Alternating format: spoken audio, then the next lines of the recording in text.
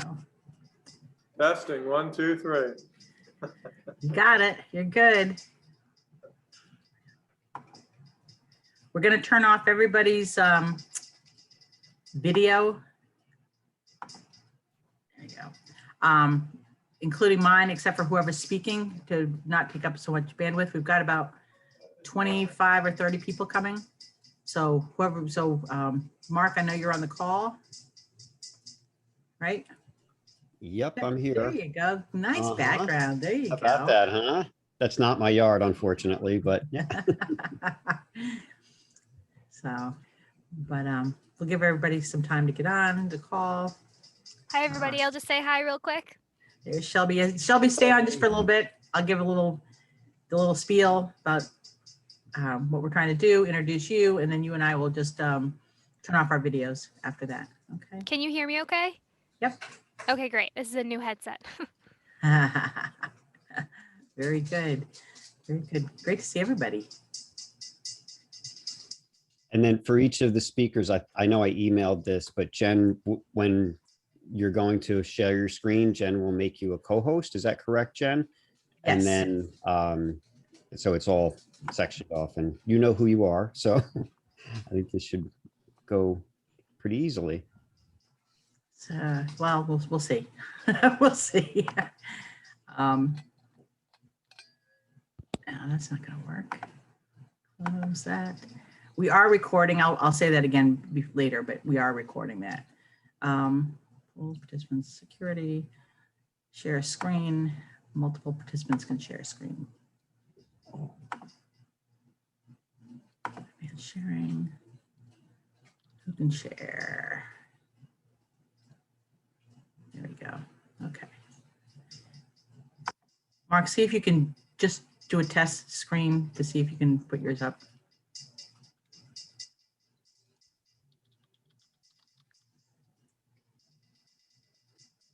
Yes. All right. Excellent. Okay. Great. It worked. Yay. It works. Yay. All right. Success. Always amazed. Always amazed.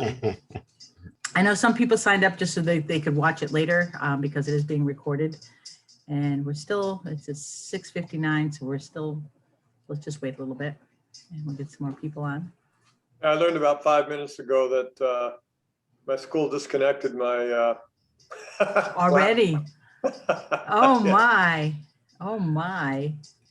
Sorry, Pat, I was sending to your school email then. It's in the ether somewhere, I guess, right?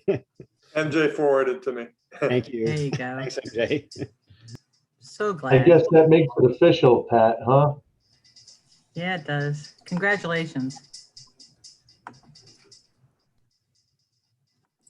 For better or for worse.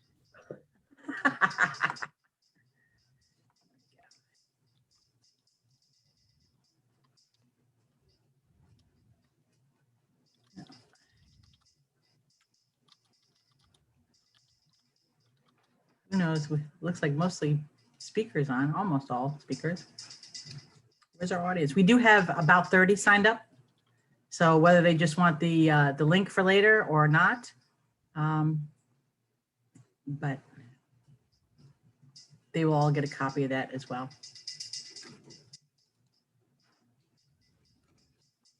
Okay. Well, time is short. The time will go by very quickly tonight. And let's get started. For those of you who don't know me, I'm Jennifer Fimble, or Jen Fimble. I'm the Dutchess County Ag Navigator and a Cornell Cooperative Extension livestock educator. So I work for Cooperative Extension, but as part of my job, I'm the county's Ag Navigator, which entails instituting or helping to implement the county's Ag and Farmland Protection Update Plan, which was adopted in 2015. And we became part of the Ag Navigator program in 2016. And so as part of our outreach for education on agriculture, this is one of 5 that we're doing, a virtual series. This is number 2. We did one earlier this year on working with your assessor. And so I'll be disconnecting my video. I'm still here, but most people by now hopefully know how to use the chat. So rather than interrupt by speaking, keep yourself muted, type something in the chat bar. Neither myself or Shelby, where are you? There you are. Give a wave. Shelby Frank works for Dutchess County Planning and Development. And are you a senior planner? Just a planner. Just a planner. Just a She's planner. awesome. So she's really awesome. So she's my counterpart. She'll also be helping with the chat. We'll be letting Mark know if we're running a little bit behind on time. So we're going to try to keep things moving and keep things going. Really excited about this one tonight. So again, for those of you that are just new in, we are recording this session. I don't know if you got a little screen that says, do you mind if it's recorded? And you have to click yes if you want to stay on the thing. I don't get that because I created the link. So without further ado, Mark Condon is a member of the Dutchess County Ag Advisory. So he helps oversee the Ag Navigator program. He's a professor of biology at Dutchess Community College. He's on a bunch of committees, but I'm gonna let him introduce himself. So Mark, go right ahead, all right? But the rest of you, I know I don't have a lot of bandwidth, so I'm gonna get off video. And it may be easier for Mark when he's doing stuff if you're not on video, but if you prefer it, that's fine. Okay, take it away, Mark. Great. Thank you so much, Jen. I appreciate it. And thank you everybody for being here. If you're here to view or here to present or a little bit of both, really appreciate your time on a summer evening here. So let's get right to it. I think you know the gist of what we're going to be doing tonight, but I've got a couple of slides to introduce it. Hopefully everybody can see what's on my screen right now. I think there we go. So, oops, hold on. Okay. If anybody can't see that, please just interrupt me, but hopefully this is viewable now. So as Jen said, this is the second in this virtual series. And I just wanted to give you a quick agenda.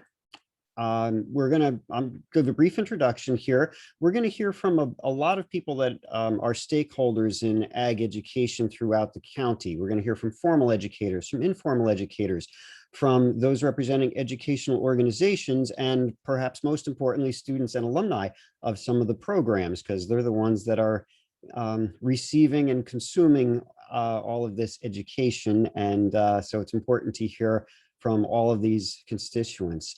As Jen said, I'm a professor of biology at Dutchess Community College, and my email address is there if anyone would like to contact me. Also a member of the Ag Advisory Committee, and as Jen also said, a whole bunch of other ag-related committees.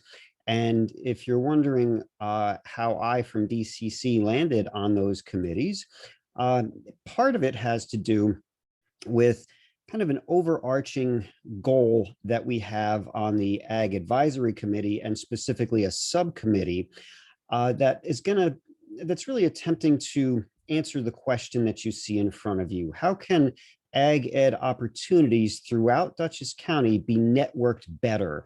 And how can we provide clear pathways for individuals who are interested in ag ed?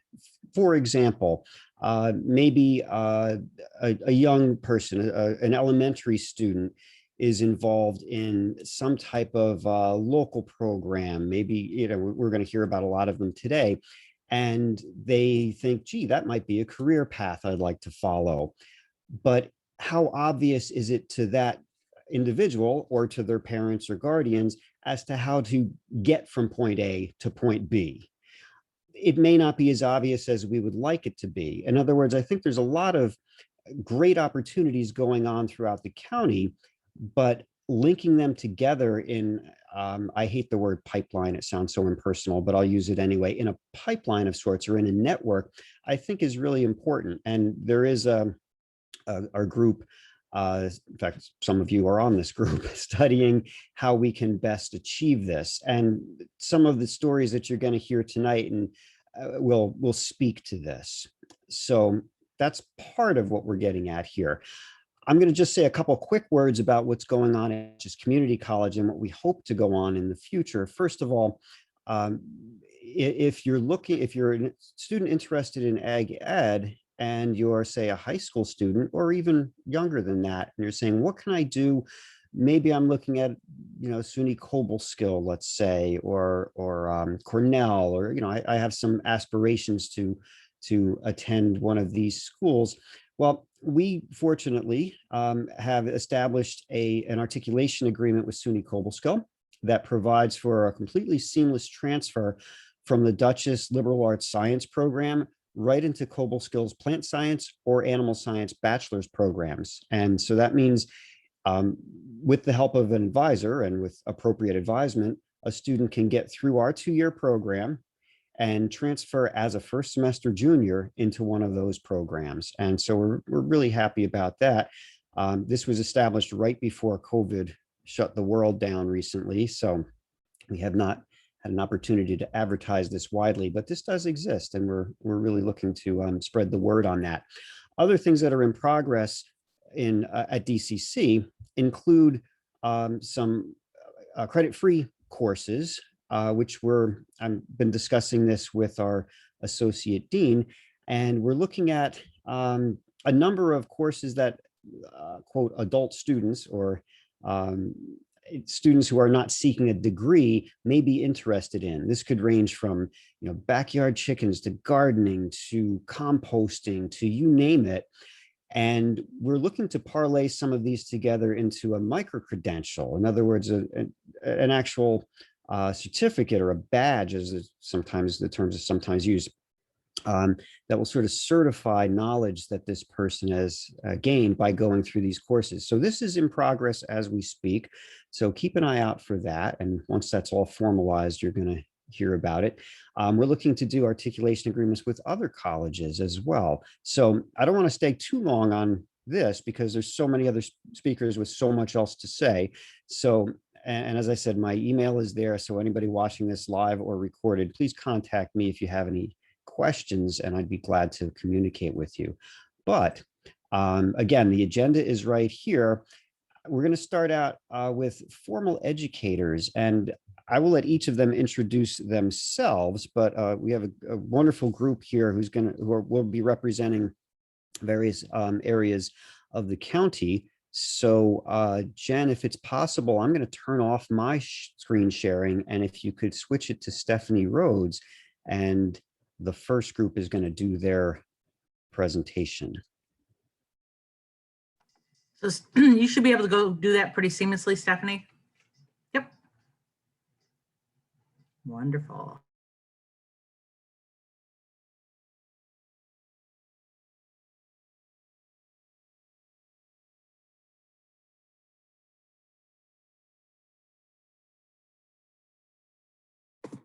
Okay, how does that look? All good?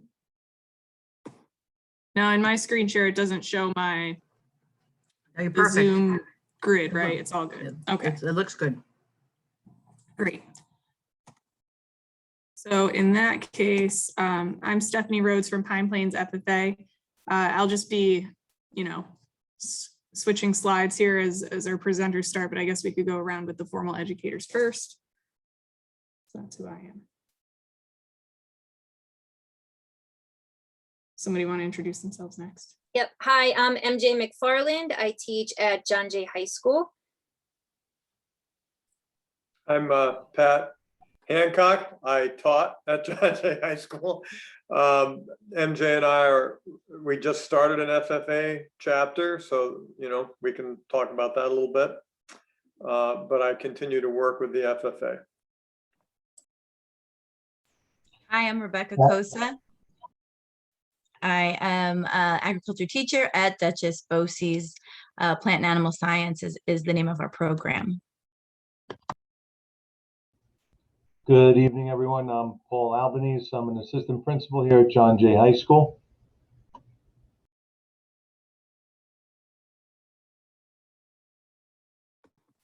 So I'll just click through for this first part, which is what an ag program is for all of you. Paul's going to speak on that. All right, thank you. So I don't have any fancy slides. Thank you to the rest of my team for providing those. I'm here just to tell the story of how we came to be at this point right now at John Jay. And before I move on, everyone can hear me? I would assume. Shake your head yet? There we go. Okay. So just to give an idea of who we are, we're a suburban high school. We have about 2,000 students. There's 230 adults who work here. We're on 33 and a half acres.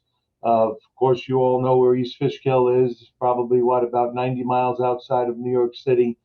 And we provide, like any public high school, a liberal arts education, a little bit of everything, right? A little science, a little math, a little history, a little English, some electives. But we had a need and didn't even know it. We had a further need to enhance what happens here, and we didn't even know it. Or I should say, some knew. And in that case, in this particular case, it was Pat Hancock, who you just met, and MJ McFarland, and they knew about an organization called the FFA, and a national organization. And none of us had ever heard of it, or I hadn't. I'll speak for myself. And even before my time here at John Jay, and I'm on my 13th year now, they were trying to drum up support for it. But it was difficult. There was a lot of turnover in administration. It was hard to convince people that this need existed. They didn't really understand. I'll even go as far as to say maybe they just didn't listen enough. And perhaps if they did, this would have happened a long time ago. But there's nothing we can do about that, and that's fine. We're here now. And through their persistence, Pat's persistence and MJ's persistence, it paid off, because eventually administrators came in who were willing to listen and realized that this wasn't just another high school club. This was the real deal. This is ag education. This will enhance the liberal arts education, the formal education that we give students inside of a classroom.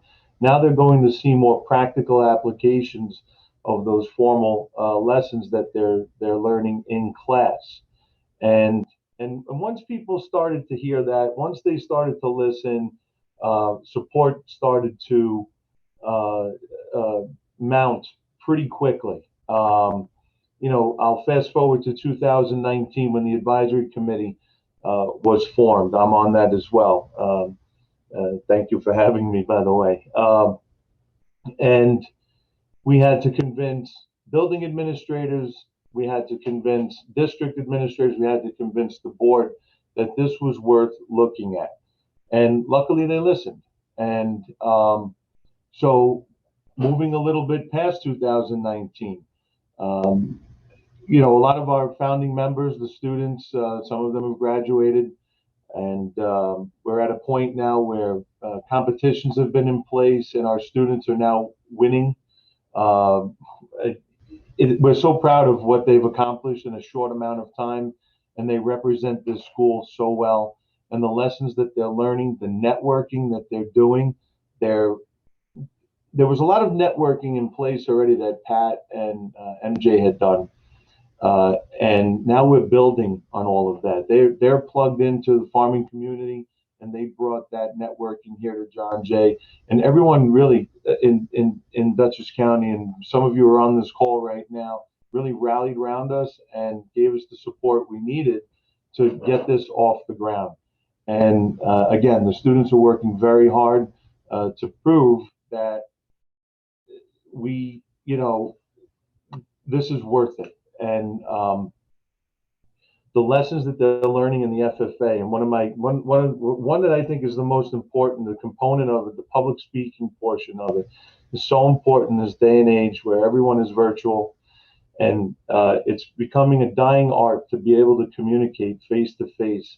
And if you see some of our FFA students speak, they will probably single-handedly revive the art of public speaking and communication, face-to-face communication. And that's just one small aspect of the FFA program. There's so much more for us to do. We're looking at this campus all the time, and we're saying, well, maybe we can put a coop there. Maybe there could be a barn there. And that scares some of our district administrators, but we're going to work on them, and we're going to get there, and we're going to build this program into something bigger and better than it already is. But again, we're just so thankful to Pat and MJ and to everyone in Dutchess County that rallied around us. It's very important for anyone out there who wants to start this. The networking is so important in gaining the support, not only of the people in your districts, but of the farming community at large. We could not have done it without them. At this point, the possibilities are endless, and I can't wait to see what happens. I have another 10 years to retirement. I'm not like Pat, who left now. I have 10 more years to go, and so much can happen in that time. Thank you all for your time. Thank you for inviting me tonight. And if anyone wants to talk, very easy to find. Just Google your way to the John Jay High School website. Again, my name is Paul Albanese. If you just want to chat and bounce some ideas off of each other, I'm always here. Thank you very much. Thank you, Paul. Up next, we have MJ, who will be talking about the classroom instruction piece. Okay, you guys can hear me, right? Okay, awesome. Hi, everyone. So I'm just going to talk a little bit about the classroom piece and something that we have to offer to our students, which is so important, is our hands-on activities and our labs. So many times, you hear about just kids just sitting there listening to lectures upon lecture upon lectures. And here with these courses that we get to offer our students, we get the hands-on activities. Whether it's working with animals or having visiting animals come in or animals that are on campus, these kids are getting that knowledge. We do have all relevant curricula that we have to offer, and it all aligns with NGSS and Common Core and the CTLE standards. We do have lots of problem-solving techniques and assignments that the kids work on.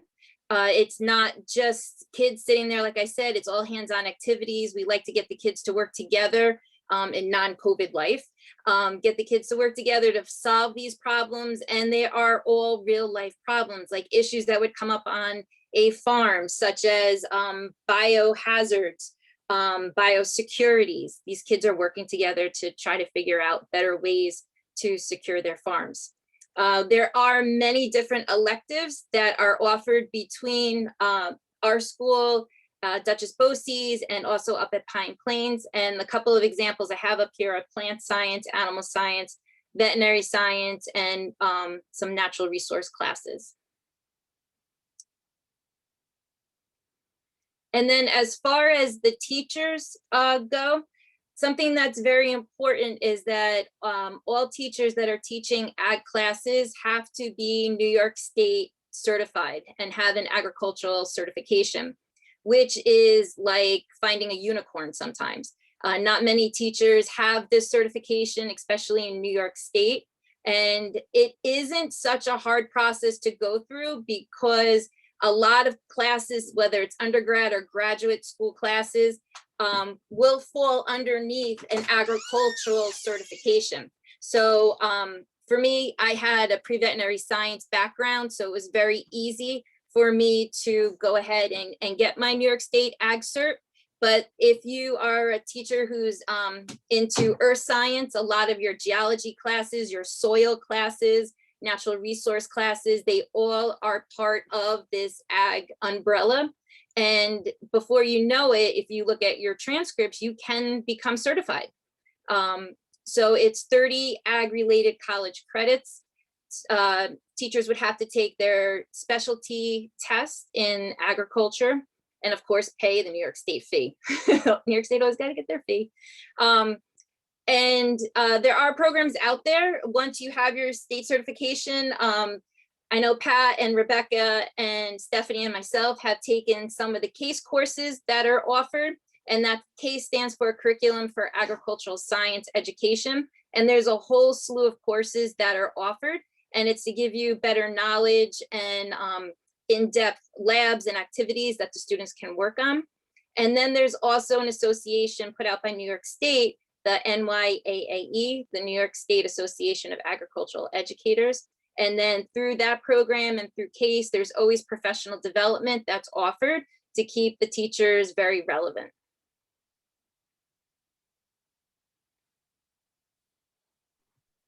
All right, so now I'm going to talk to you a little bit about what the FFA actually is in conjunction with these other parts. So FFA used to stand for Future Farmers of America, but in 1988, they changed the name to just the National FFA Organization, mainly because the focus of agriculture has changed and is hugely diverse compared to just being production and farming agriculture. So it's a youth leadership organization that really focuses on building students' leadership skills, personal growth of those students, and their career success through ag as a vehicle. There are all kinds of benefits to it. One of the biggest ones, at least that helps out ag teachers, is that classroom integration is huge with FFA, where, you know, as a teacher teaching something like food science, there's a state and national level FFA contest that focuses all on food science skills, product development, really the applied science portion of what they're learning in the classroom. And that's a big benefit to FFA, both for students and for teachers. In addition to that, outside of the applied learning parts, there's opportunities for travel. I've had students go to the National FFA Convention in Indianapolis. There's a leadership conference in Washington, DC for FFA members. And then there's all kinds of other things that are not even FFA sponsored events that get them to travel. With that comes scholarship opportunities and opportunities for recognition by way of participating in these different leadership or skill-based contests, or even by showcasing, you know, their ag experiences, their actual work experiences.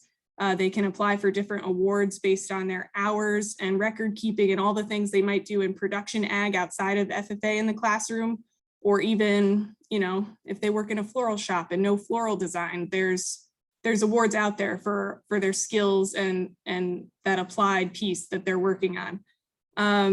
You know, all these things combined make them really college and career ready. And then, of course, there's the community aspect too. FFA focuses on a community of its own within the school and within the chapter, but then extends into the actual literal community that the school is in, whether that's through, you know, different community service things. The Pine Plains FFA does a community ag fair. So we try to reach out to our local, really 4th and 5th graders to teach them how to show animals, and then to the greater community on how they're so closely connected to agriculture. What else community based? You know, we all of our chapters here go and take part in the fair and try to showcase agriculture there. And then students end up meeting people from all over, whether it be within their own chapters across the state and nation, and then all the people connected to agriculture in some way, which could be their neighbors, could be somebody in California. The reach is far with FFA. So those are the different opportunities and benefits for being a part of it. For anyone who doesn't know that much about it outside of what I've said, there's all kinds of resources. So New York State FFA and FFA.org have, you know, the basic information about what an FFA is, but then there's something called the National Agricultural Association of Educators Communities of Practice, which is useful for anyone who might be interested in integrating ag concepts at even an informal level, like say you're looking for resources on maple production or sheep or whatever, or any plant thing. It's a network for ag educators, formal and informal, to share their ideas and their lessons and their worksheets and all of that. And also it's important to note that not all ag programs have FFAs, of course, and some of you here are informal ag educators too. But you could still take part in some of these ideas and use them in your own programs without having a formal chartered FFA chapter. So. Oh, I also added a bunch of pictures just to show what FFA is about. You know, kids visit places like SUNY Cobleskill for Cobleskill Ag Day. We cover even things like event planning, and that like any of our chapters here have put together an awards night to recognize our success, which involves the students directly, and like presentation of awards and that public speaking access. One of these pictures is from our ag fair.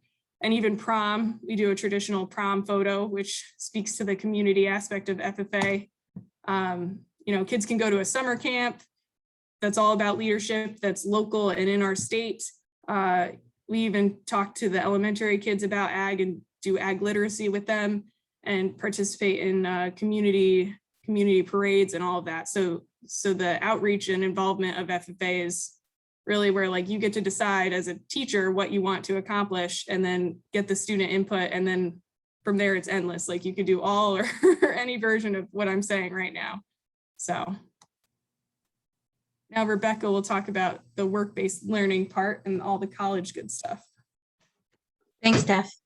Hi, everybody. So you've heard a little bit about kind of the general ideas about agricultural education or ag program. You have the classroom stuff, the hands-on activities and learning in the classroom. FFA, which provides like a leadership context and the ability for students to kind of get good at public speaking and community interactions. And then a final component that kind of really brings it all together is putting students and young people, this could go for any person who is looking to get involved in agriculture at any point in this pathway or pipeline, is a work-based learning experience. So you have the theory in class, you have activities to practice skills. You know, at Dutchess BOCES, we do sutures and floral design. And the students get to understand almost a textbook version of how to do it based on industry standards. However, they may love making corsages in the classroom, and then they find out that by doing a placement or an internship type work situation, that they hate dethorning roses, and that the florist is actually very boring because it's only busy at Valentine's Day and Christmas. My favorite story is doing a dissection of a coyote my first year at BOCES, and it was a vet sci program at the time. I'm going to repeat this a million times. It's animal and plant sciences now. It is not a vet program. And having all the students there thinking they want to be vets come in, open up this coyote, and 2/3 of the class went to the garage door that was open for air because they couldn't stand the sight, they couldn't stand the smell, and they couldn't handle the situation. And the students who stayed, I said to those who went to the back, now we know what you don't want to do. Obviously, we know in veterinary science, that was their major, that there's going to be blood and death and poop and smells and all kinds of stuff. It may not have been for those 2/3 of students who thought we were kissing bunnies all day, but the 1/3 who were pretty much like rubbing blood on like guts all over themselves going, this is amazing. I said, okay, maybe we'll put you down that veterinary pipeline or pathway. And the other ones, let's look at shelters and wildlife management and other alternatives where you still get to work with animals, but we find out what you like to do. So putting them in real life situations, you know, I have placements at vets, farms, obviously greenhouses, floral designs, equine centers. I put them out into work in their second year to find out, is this actually what you like, what you're good at, and what you want to pursue? We don't want to waste anybody's time and money.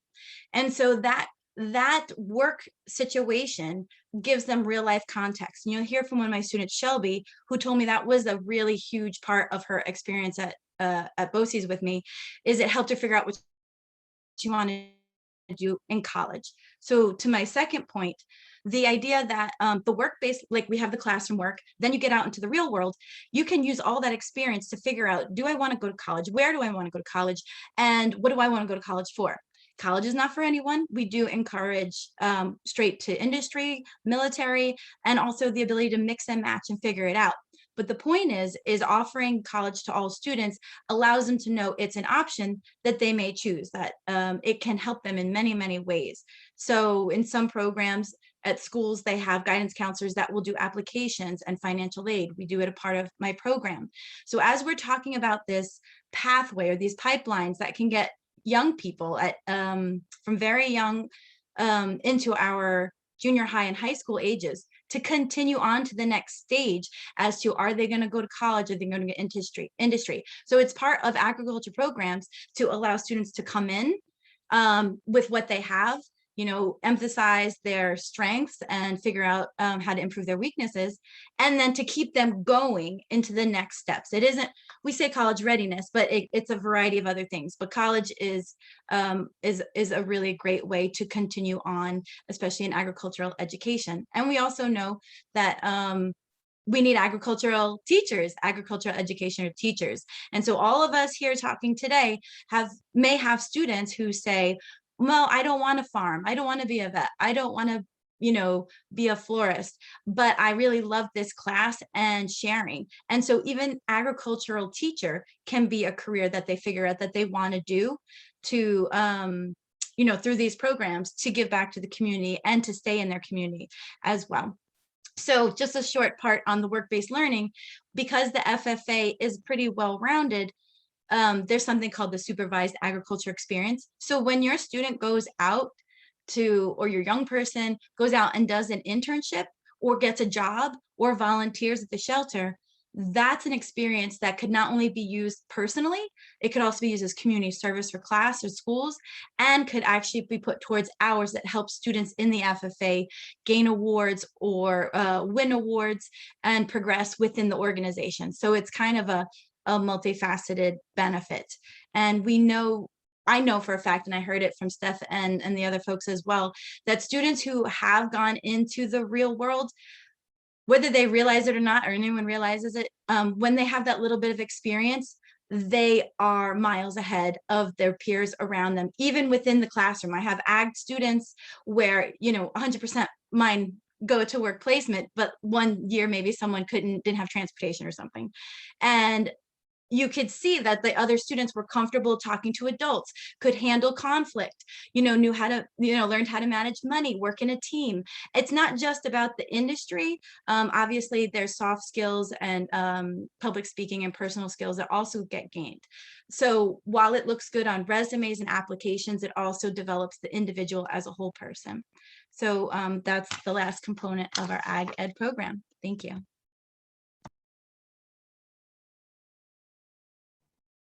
That will conclude for us, and then if there are any questions, we'll take them. Okay, hi, everybody. I have about maybe a half a dozen points that I don't think will take too long. You've all covered it pretty well. First, I want to thank Rebecca and Stephanie for lighting the way and giving us lots of very helpful hints and information navigating our way to make a new chapter. At John Jay, it originally started out as an idea to enhance a biology class. I mean, I knew Pine Plains had an FFA since I was a kid. I didn't really know what it was about. And I knew my high school did not have one. I intended to be a dairy farmer. So if you're a student out there, this is kind of, I think you should hear this. I was gung-ho. Because back then, Dutchess County had almost 400 dairy farms. And I worked for several of them, painted a lot of barns and pitched a lot of hay. But along the way, I got to see a lot of farms and how they operated and the equipment that they needed, and et cetera.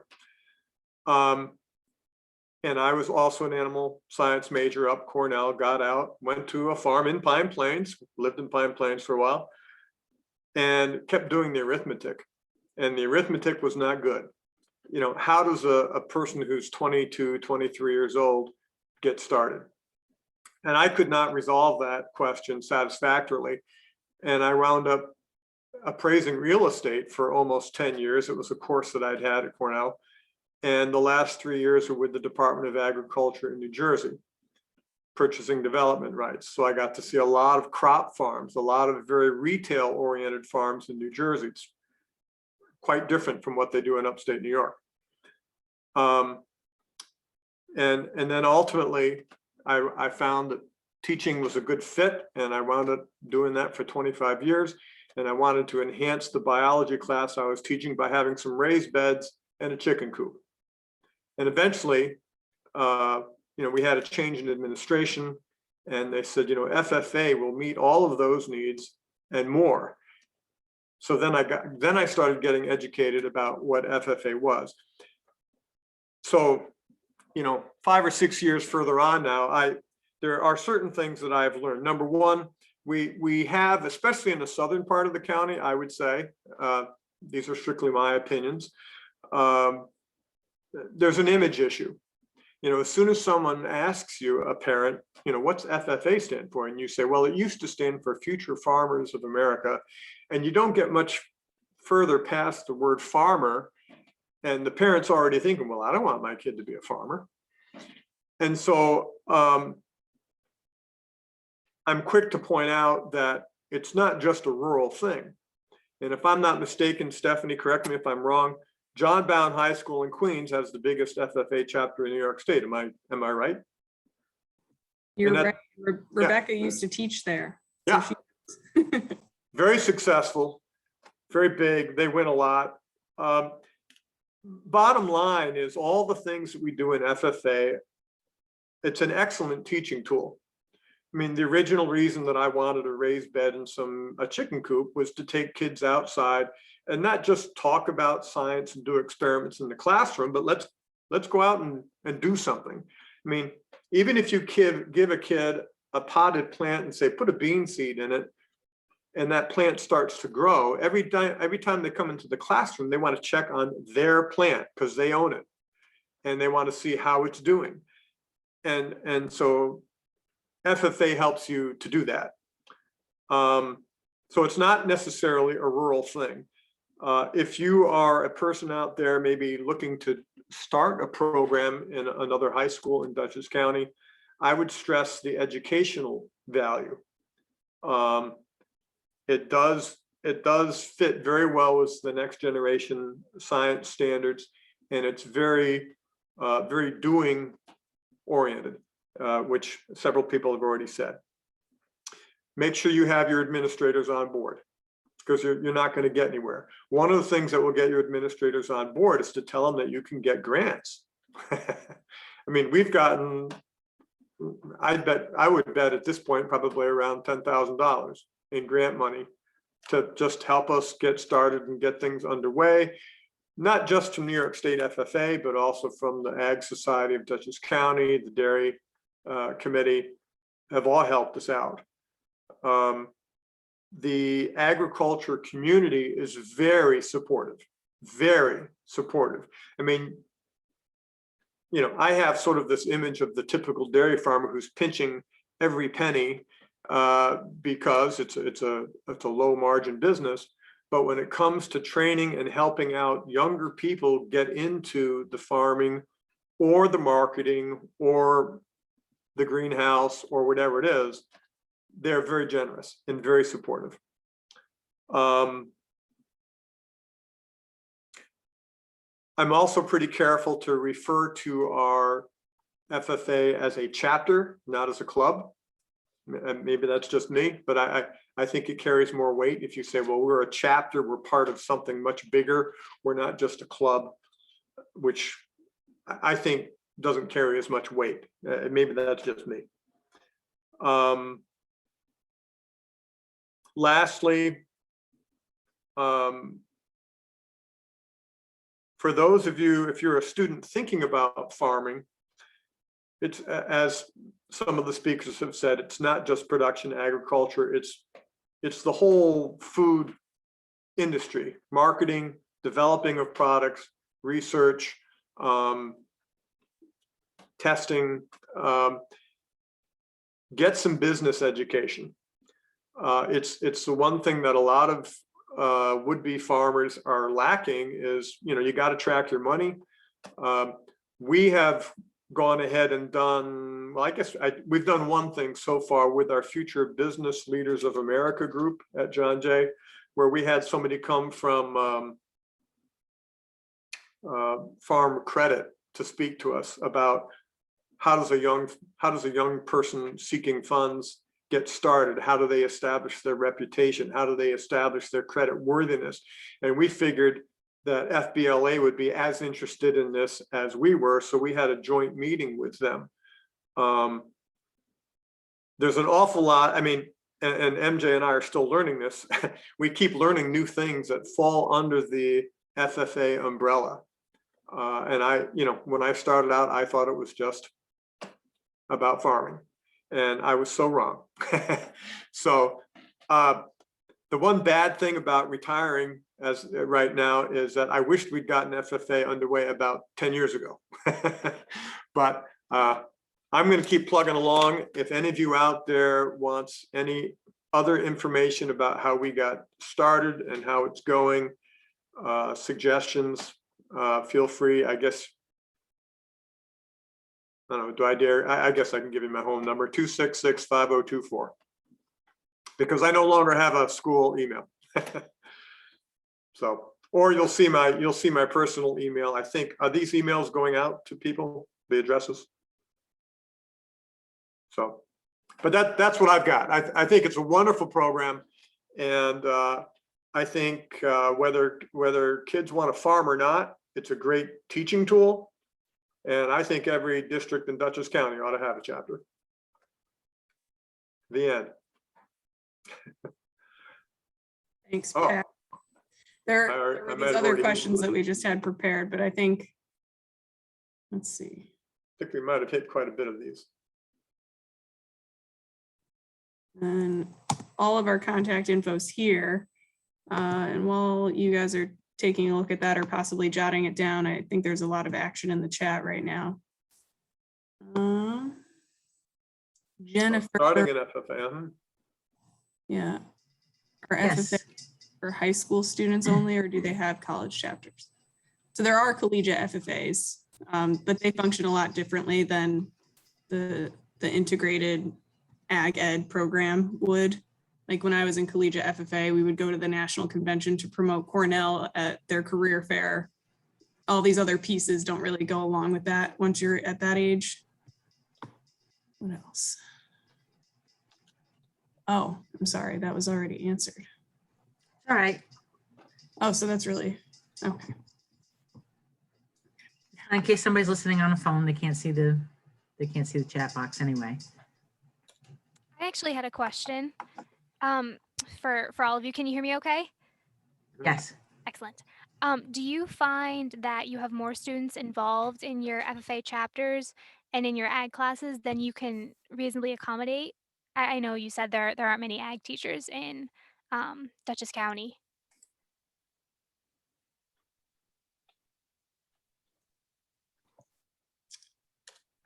I don't personally find that to be a problem. However, there are great benefits to having a multi-teacher program. My student teaching was done at Rebecca's original school, John Bound, where there were like 7 or 8 teachers, so you could accomplish so much more and engage so many more students. So there's a huge benefit to that for sure. I make it work just because that's kind of the nature of the job too, with how many moving parts there are. So Sure. I would add that it's been really helpful when MJ came on board to have 2 heads instead of 1. And we have different skill sets. She's a much better organizer. And it's also been very good to be able to reach out to Rebecca and Stephanie. I know they're local, and we see them periodically to share ideas. But it has been very helpful to have actually both MJ and an assistant principal, Paul, right there in the building. So, if you have a free period, you can go talk about stuff or get some work done. Do you find that the longer the programs are going on, that more students are starting to be interested? Like they're talking to their friends and then, hey, that's interesting. And you're kind of getting more and more as time goes on? Yeah, one thing with us with our fundraiser, we did a goat yoga fundraiser, and awesome. it was like blasted out to the community for 5 days. We ran it, and the best thing that came out of that is that we made a bond with community members that are outside of John Jay. So family members learned about what FFA was, and younger kids started getting really interested in how excited our high school kids were exuding, how happy they are with the program, and just talking to the families about the goats, and so now we have sparked a lot of interest in our middle school. So that's where we kind of need that feeder program to come through. We had mentioned earlier, or it was in the chat about FFA being in the junior highs, which I know up in Pine Plains, right, Steph, you guys have the junior highs involved. Yeah, so that's, hopefully down the road, being that we're so new, we're still getting our feet wet in the whole program, but we need to get into that middle school to keep our numbers, continuing to grow. And with Pat retiring, I need, as he was saying, a second person helping me out in the building. And we do have an earth science teacher who's kind of been hanging out with us and learning the ropes. And, I'm very excited to have her come on board because she can help focus with kids who are outside of biology, because that's where Pat and my specialty is. So she, can help kids with natural resource or soils, like, she's very, very much into that. So having that second person outside of my field will be totally beneficial. She used to run a commercial composting facility. So she's very much into the whole natural resources end of it with some very practical experience. Interesting. Well, thank you so much for sharing. I really didn't know a lot about these programs, and I'm taking copious notes. So thank you. And thank you everyone for a fantastic presentation, really informative. I see there's a question in the chat about will this be available for sharing, and there will be a link available for anybody that wants to see this asynchronously. And so hopefully any colleagues or students or anyone that couldn't get to tonight will be invited to watch the link, and also to scoop up email addresses and contact information too. So that was wonderful. Thank you so much for your presentation. And we're going to move along to the next one. And this is going to be on the topic of informal. Well, it's going to be done by an informal educator. First of all, I want to thank Lisa Baker for presenting, but also her co-presenter had to bow out at the last minute. So Lisa's flying solo on this. So thank you for picking up the slack, Lisa. And Lisa's an ag educator at Old Adrian's Farm and is also involved with Heroic Foods. I'll let you further introduce yourself, Lisa, and we look forward to your presentation. Thank you, Mark. Well, I thought I might want to start with a story because Pat really inspired me to tell you a little bit about how my passion for ag ed began. I actually grew up in the town of Poughkeepsie. We did not live on a farm. And I ended up going to Vassar. I stayed local. And when I left Vassar, I had started farming already for health reasons, and which I found an instant love for being on the land. And I started teaching in Arlington as a public school teacher right out of Vassar. And I got into a lot of trouble because I was always veering off the curriculum. I had ducks and chickens in my class. They were running down the hallway when my kids were in gym class, and the principal would come over the loudspeaker and say, "Mrs. Kilmer, your ducklings are in the hallway again." This is when I was a Kilmer. And so I got into a lot of trouble. So I ended up being actually drawn to the Montessori philosophy of learning, which gave me a lot more flexibility in teaching what I loved. So I became I left public school and I became a certified Montessori middle school teacher. And Maria Montessori believed that children in 7th, 8th, and 9th grade should be on the land. She thought that was the best place for them to learn, which was, I absolutely agreed with her. So I built some curriculum. So I was there for almost 10 years teaching Montessori, and developed some great curriculum. We were on a couple different farms every year. We would switch gears and move to a different farm, and took our middle school with us. And I ultimately ended up at Sprout Creek Farm and as their program director. So that was my last I was hoping to have finished at my career at Sprout Creek, which unfortunately we all know closed last year. So then what was I to do? So I went off and decided to start a program at Old Adrian's. Old Adrian's Farm is a great family farm that has a partnership with the Winnicke Land Trust, and they have wanted to promote education on that beautiful 140 acres for many, many years. So I was asked to come and build their programs there. So I have been there. And so I've brought I brought my love for also for not only teaching youth, but we do a lot of training of our military veterans. So those that have are now out of the military, they're transitioned back into civilian life, offering them a new skill set. So I am the executive director of Heroic Food. So we brought that program there as well. So I'm going to start a screen share here. I put together a little slideshow, and I'm not sure if I'm doing this right, but let's see.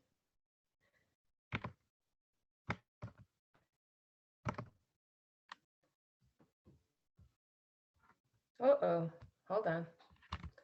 Technical difficulties. Let's try to reload this.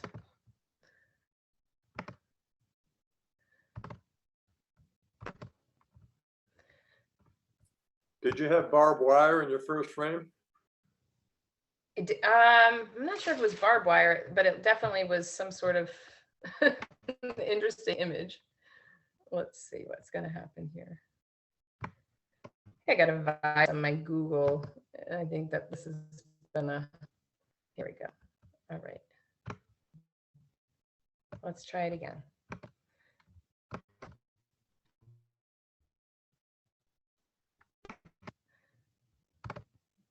All right, let's present this big. Pat, I can hear you. I know I can't see you, but can anybody see anything? It says it's loading. It's loading.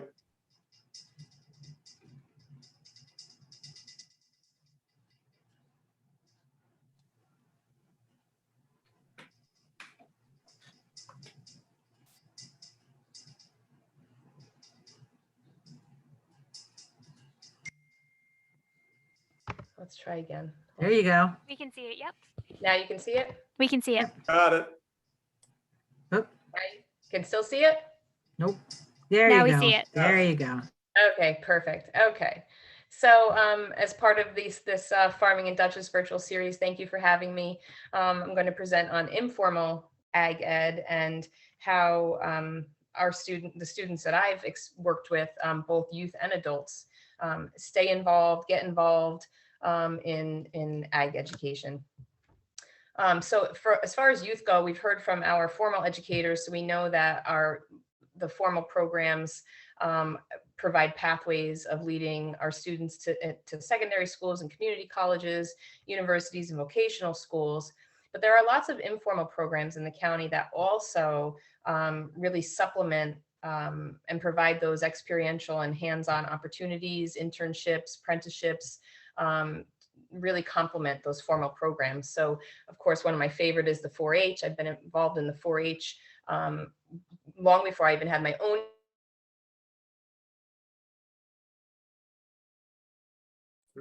Can't hear you. Your internet may have frozen, Lisa.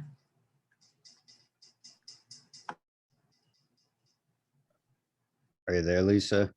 Elementary level, I feel that there's really this missing component of informal ag ed because I know FFA doesn't really begin until middle school, junior high. And when I taught at the Montessori school, I had a lot more flexibility, and I actually started a 4-H club, and I was able to hold my 4-H meetings during the school day as our science program. So I was able to bring a 4-H program in during our school day so we could meet much more often and work on projects more often. And I'd love to see that happen.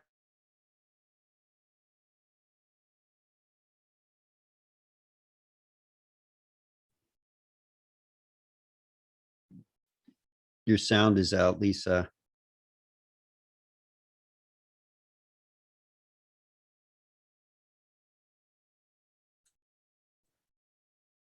Mentors are an extremely valuable experiential piece. I like how Rebecca's, talked about the sort of work-based learning. We do have students who work on our farm at Old Adrian's, and they get paid for what they do, but they're learning extremely valuable skills. They're trying their hand in lots of different areas, determining if it's something they would like to continue into those vocational schools or secondary schools when they graduate high school. We also host some summer programs, workshops, and some farm to school programs at the farm are some ways that we integrate informal education, and we try to partner that with what's going on in the schools for our youth. And then as far as our adult ag ed, primarily, like I said, we really focus on our military veterans, but we also do offer family friendly, weekend and evening workshops and classes.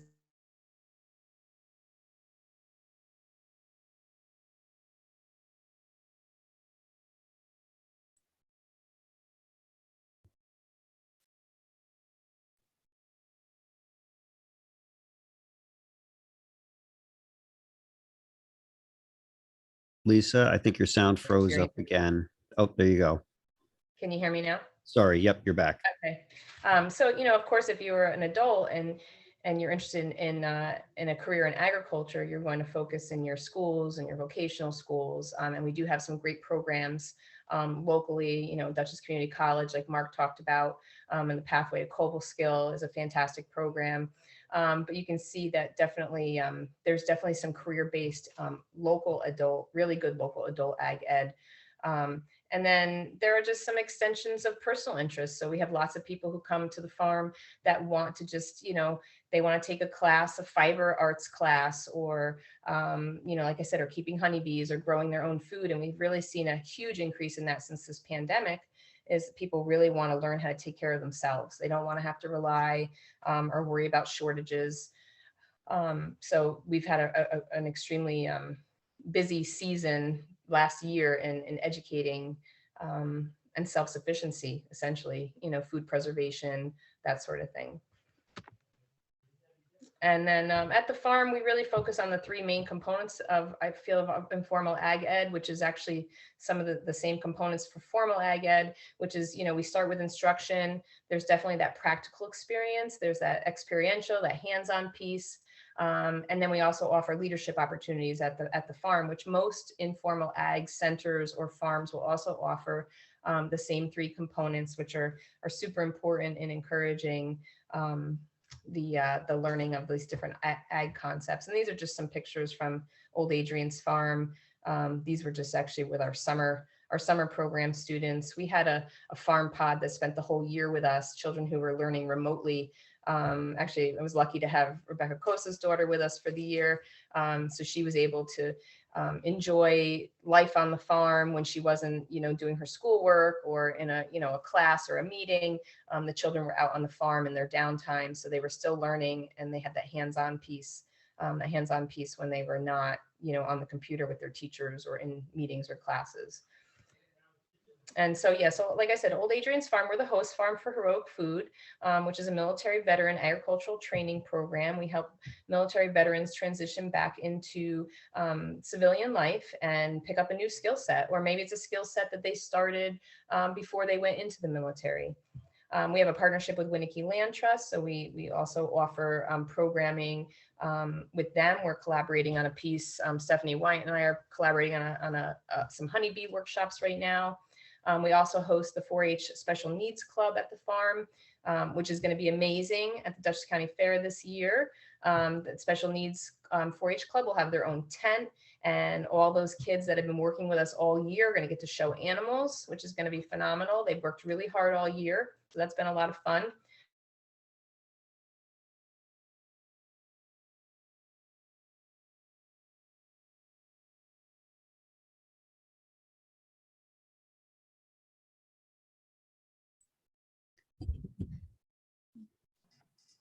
I'm hoping. Oh, can you hear me? You're back. Yep, you cut out again. Sorry. That's okay. Thank you for telling me. So I'm hoping that we can get some more FFA chapters going in the county. I'm going to really start pushing. I live in the Rhinebeck Central School District, so I'm hoping to get an FFA chapter and start putting the bug in their ear about getting a chapter up here in Northern Dutchess. But the farm is a great place for any SAEs. We have summer youth programs, and then we, of course, have our adult personal interest programs at Old Adrian's. And I just want to tell you a little bit, Heroic Food is really a love of mine. It's a passion of mine. I took over this not-for-profit about a year ago. The founder and executive director stepped down.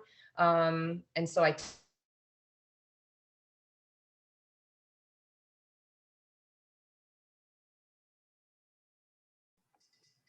don't know if you can hear us, Lisa, but you've cut out again.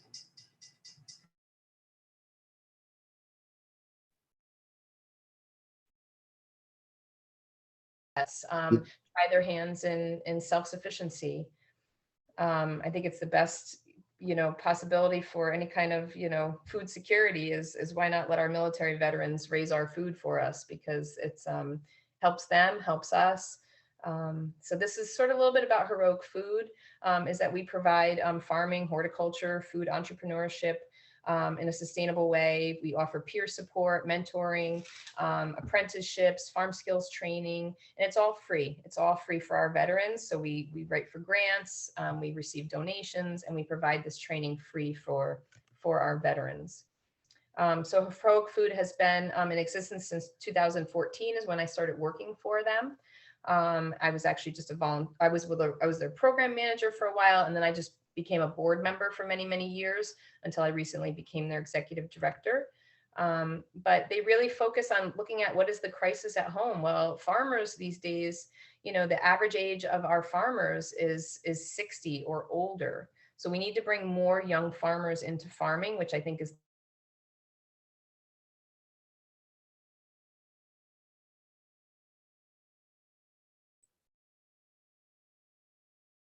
Sorry, Lisa, your sound is out again.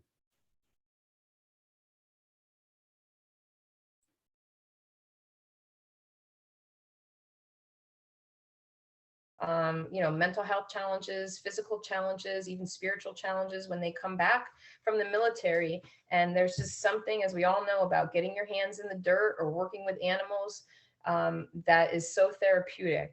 And we are finding lots and lots of veterans gravitating towards agricultural careers when they return from the military. So we're offering an outlet sort of for that. And our model is, we offer mentorship, lots of professional development. We can connect them with lots of medical social services. We pay them for their apprenticeships. They get housing assistance, and we train them.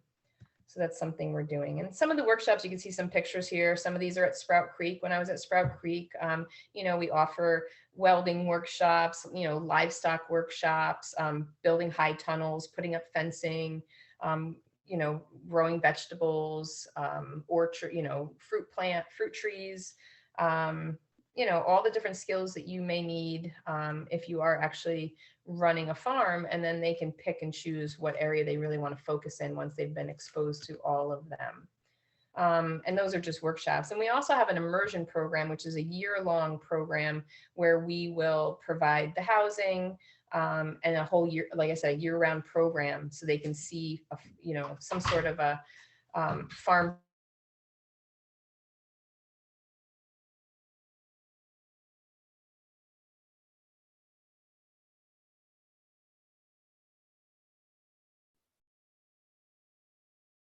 Lisa, your sound is cutting out again. I'm sorry.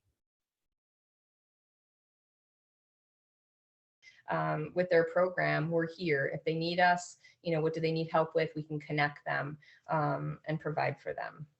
So some of our partners, we work a lot with Cornell Small Farms and USDA. Farmer Veteran Coalition is a great partnership for us. And we used to run a lot of our workshops out of Hawthorne Valley until we actually had Old Adrian's Farm, and now we're primarily running them from there.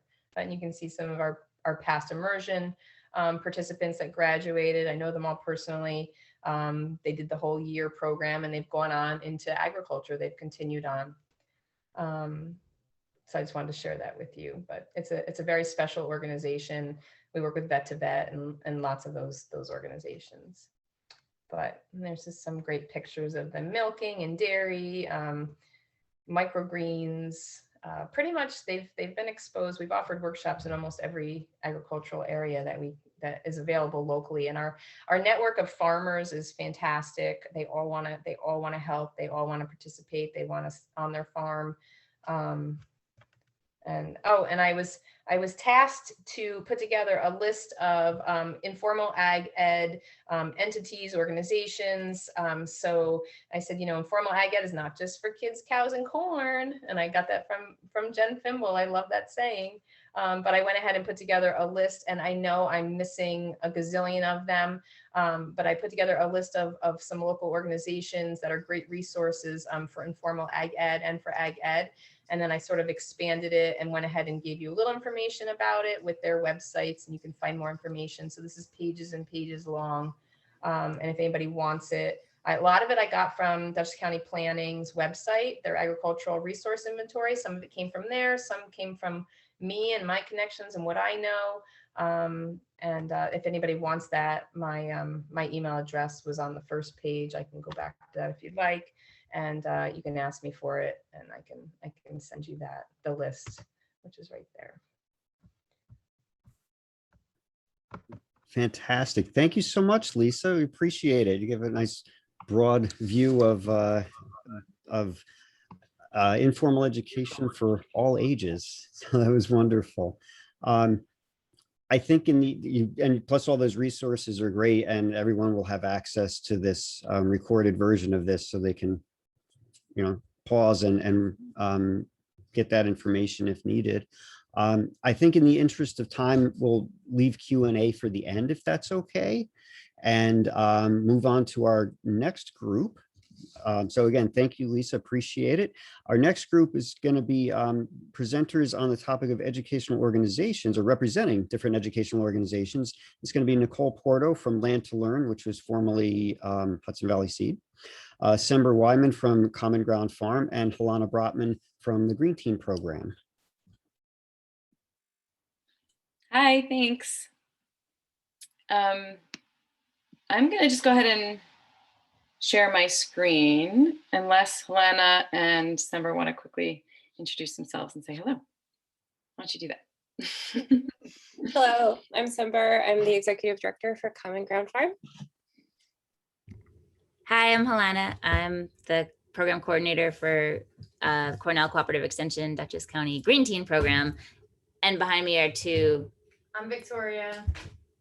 Oh, Jeremiah, sorry. And you'll get to hear from them later. So this is my turn. But I just wanted to point them out. And Nicole Porto, Education Director with Land to Learn. So we're just going to give you a brief overview about what each of our organizations does. So Land to Learn, we're all nonprofits, and Land to Learn is a nonprofit whose mission is to help grow a movement for community wellness and food justice through garden-based education. So our core programming is working with elementary schools throughout the Hudson Valley. So we build school vegetable gardens and then teach lessons during the school day year-round with grades K1 and 2, and topics span cross-curriculum. We teach the basics of the food system, where our food comes from, building food literacy skills. We teach them ecology, plant science, and nutrition, food, healthy eating, cooking. The lessons are all hands-on and experiential, so it's a really fun way for them to engage with nature and engage with each other and food and science. And it gives them a space to apply their academic and social emotional skills. So that's our core program. We work with 11 schools throughout the Hudson Valley in 4 different districts. And then we also work actually with Green Teens and another teen program in Newburgh. And we hire teenagers during the summer to help us maintain the school gardens. So that becomes another program. We also have interns throughout the year. And then we have another program that is, we work with clients who hire us to consult for them in developing their own garden-based education program at their school or other learning site. And we're largely funded through a variety of grants and individual donors. And then we do get some contribution from the school districts.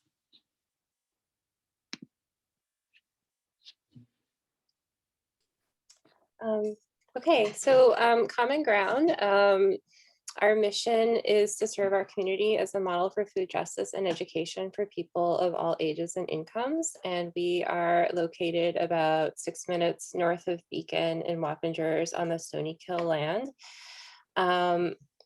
We have 3 main programs. Our farm is kind of the heart of our program, or the heart of our organization. And we have a variety of farm operations that are take place right on the land. We operate 2 farmers markets, and then we run a variety of education programs. A couple of noteworthy things based on those 3 programs. Common Ground donates a lot of what we grow each year, and in 2020 we donated 14,000 pounds of fresh produce, and expanded our weekly deliveries to include 13 different distribution outlets. In addition, we do welcome people onto the land through our UPIC programs, our annual plant sale, and other kinds of things like that. We've stewarded the Beacon Farmers Market since 2016 and the Newburgh Farmers Market since 2019. This year, the Beacon Market has moved to the DMV in Beacon and grew to include 52 different vendors. And we feel like this is a really important part of our program, of our work as well, because we're both supporting local and regional farmers, and we are also working to make farmers markets accessible to everybody through our use of benefits programs, including Greens for Greens, which is a program that we developed together with Green Teen that doubles the purchasing power of people using food benefits. We've been working in Newburgh, growing that market as well. And one of the Newburgh Market's achievements this year is that we have a successful end of market donation program where we provide all the farmers with stipends at the end of the market day so that they are able to donate whatever's left to local soup kitchens, and also be able to recoup some of the losses of anything that was unsold. In addition to those 2 programs, we run a variety of education programs that include Farm to School, and we are in the Beacon City School District working with grades pre-K through 8th grade, and our programming includes field trips, Chef in the Classroom. We've developed a 5th grade cafeteria mural project. And then we, in the past couple of years, have started working with the middle school with a garden integration and taste testing program. We also support training for food service staff and recipe development because, growing the food's one thing, but we also have to figure out how to prepare the food so that it will be eaten. We also offer a variety of community on-farm programs, including a toddler workshop series every spring and fall, a homeschool series, a variety of different family workshops that we often offer in collaboration with partner organizations, and then adult workshops as well. And then we run a summer camp, which is a really robust and really big part of our education programming, where we engage children to be on the farm, they harvest, they learn about outdoor education, and we bring in art and science and outdoor skills, all scaffolded to their ages. Usually it's ages 3 through 12. This year we're 5 to 12.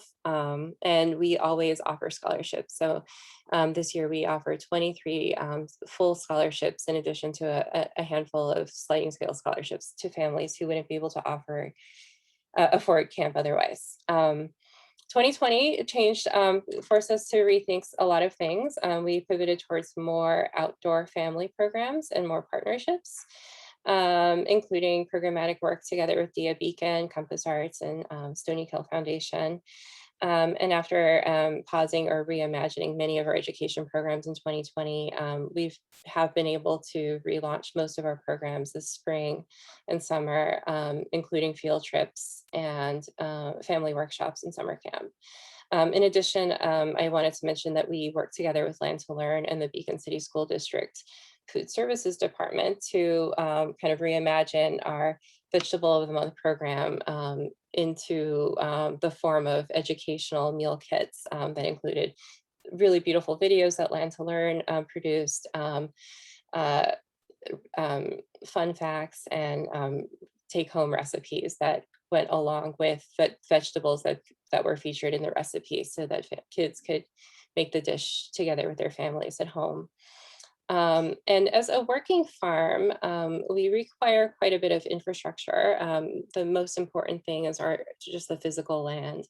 And we're in a unique situation because we lease from Stony Kill Farm, which is actually DEC land that's managed by the Stony Kill Foundation. So everything kind of requires this hierarchy of decision making whenever we need to make changes on the farm, including we recently put a metal deer fence up, so that was like a chain of command to be able to have approval. We've also recently built a new high tunnel. We have a new tractor. We acquired a step van that's new to us, but actually not new. And we are currently in need of a better irrigation system. We're working with the NRCS to work out a plan. In addition to, our dream of having a shed for our tractor and a place to house our tools and other equipment. So these kinds of maintenance and capital investments always depend on our development work. And as a nonprofit, we're always working on development. And we are we have a lot of program-based revenue, but we also rely on capital campaigns, grant support, and support from individual donors.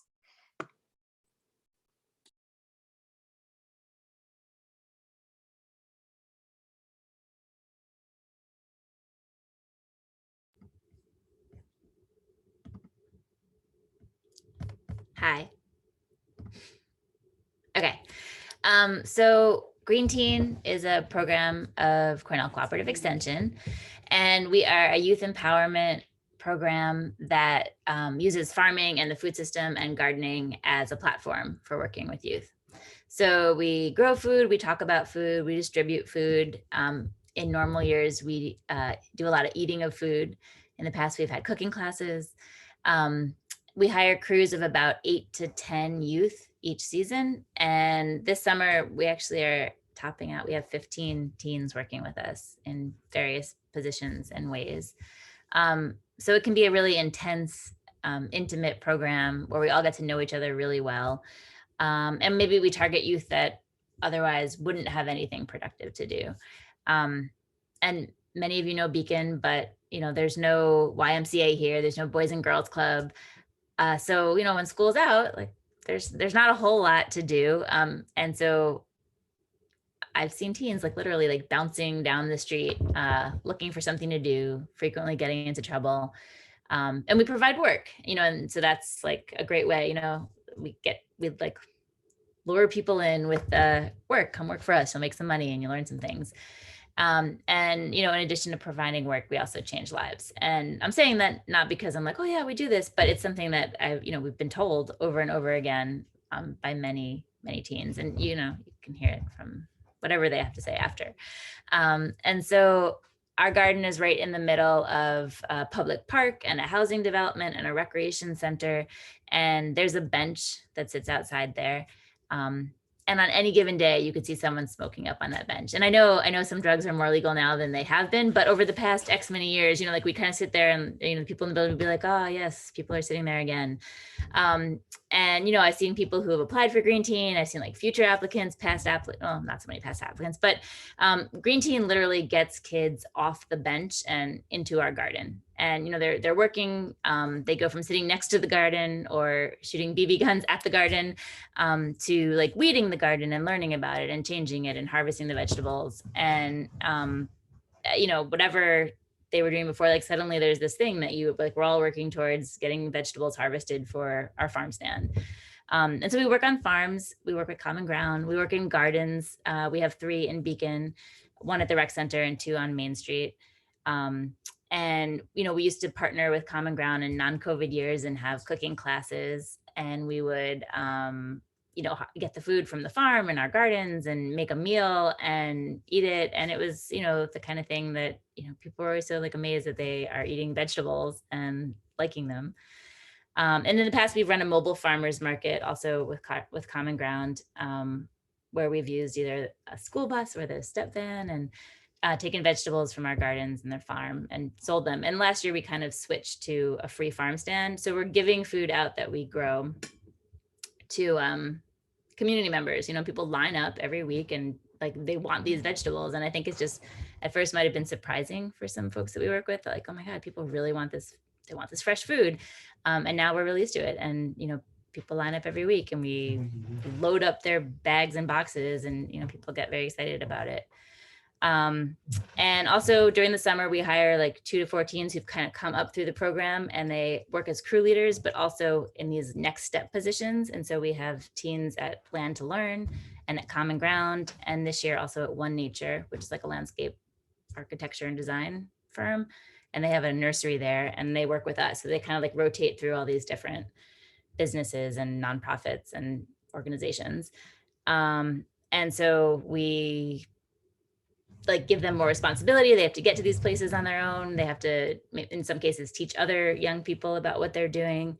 They have to like work at the farmer's market and sell food to the community. And so like, you know, it's sneaky. Like while we're teaching them to harvest basil, like weed onions and trellis tomatoes, they're also gaining like work skills and life skills and social skills. And we make them more employable.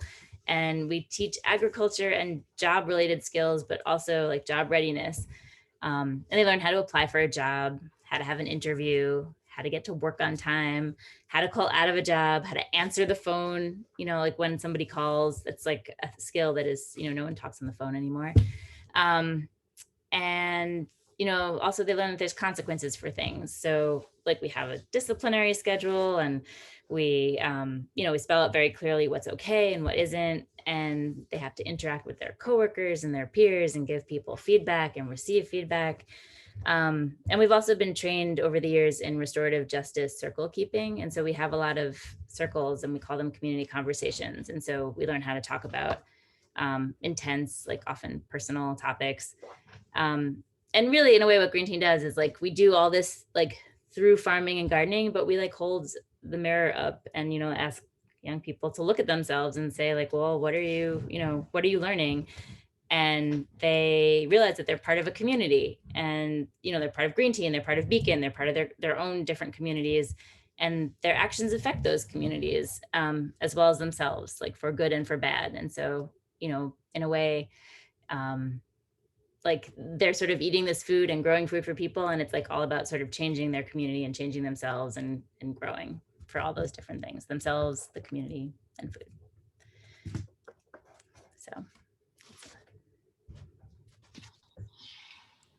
So we were given a list of questions and I think we, Common Ground, Green Team and Learn to Learn kind of took a few minutes and kind of compiled this list together. So we're each going to take on one of these questions.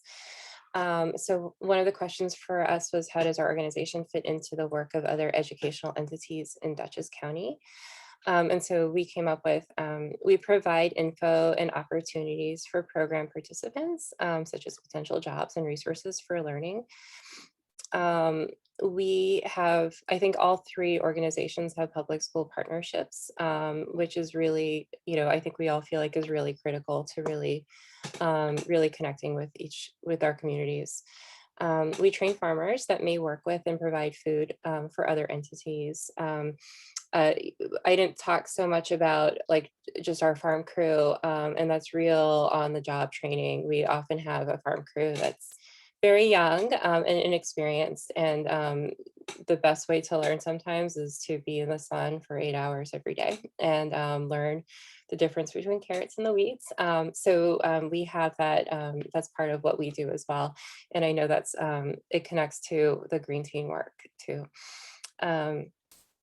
We lay the groundwork for understanding food literacy and our food system, developing an appreciation for nutritious food, and cultivating future consumers and members of the regional workforce.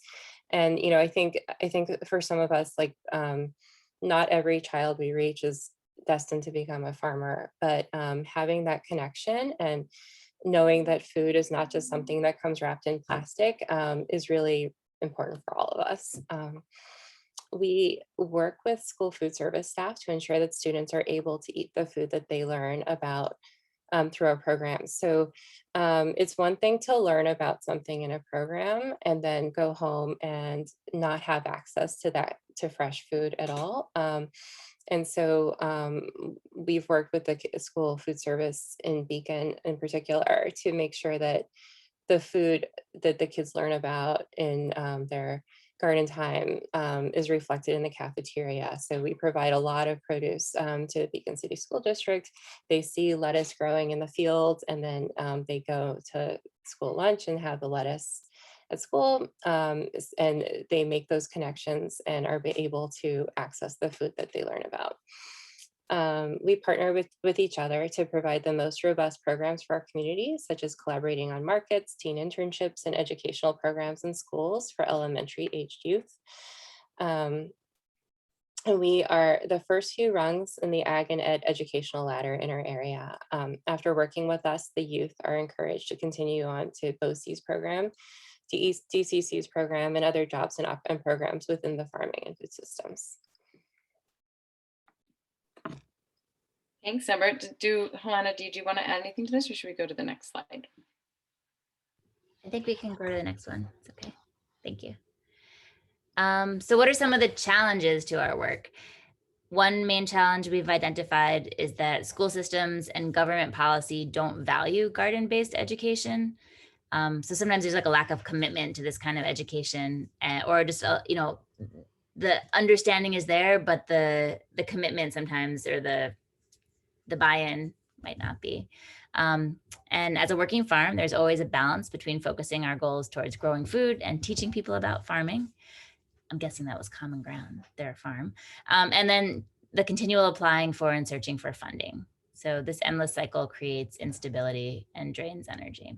And I'm sure that's not just unique to ag and education programs, but any, grant funded or nonprofit organizations. And then we started to think about, as prompted by Mark, what would be helpful about a network of ag ed entities. And even just among the three of us, the networking has been so supportive for our programming and our participants. And we've also partnered to get grants, which is super helpful. And Land to Learn has actually partnered with other organizations to get grants. I think both Common Ground and Green Teens have also. And I've seen that happen throughout the region. So yeah, networking, great for relationships, not just for grants, but other reasons as well, of course. And so a few things that we were thinking could be cool were job fairs, so that program participants can continue on with organizations and programs outside of our immediate area, so that they're opened up more to the whole region and not just our city. A website with regional resources consolidated in one place. For example, a listing of people who can repair equipment, or a local agricultural job list. And then advocacy. So as Helena mentioned, there's not always the buy-in from schools and other institutions that we work with. But if there was a network advocating that there should be garden and farm-based and food-based education in all the districts in New York, or at least in Dutchess County. And then farmer and local food system support. So just more advocacy within the county, state, or region for that. And I think a network, a coalition would have the power to do some of that advocacy work, and maybe divide up like trips to Albany and things like that. And then of course, the challenge with having a network or coalition group is that regular meetings can be hard. We kind of started something, when was that, Mark? Like a few years ago, and we met a few times, and then it kind of fell apart because it is really hard for people to meet and make that additional time to have a meeting. So we thought maybe just like yearly check-ins or some kind of gathering to support networking and collaboration.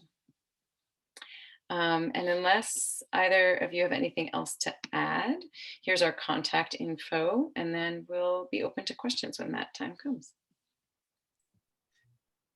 That was wonderful. Thank you, all three of you, so much for that presentation. It's great to see just how rich the experiences are for people of all ages in Dutchess County. So There's diversity there, but you're networked to each other and supporting each other, which is great. And thank you especially for answering those questions at the end. That'll really help, I think, guide the subcommittee that I was talking about earlier in helping to develop the network. So that was wonderful. Thank you so much.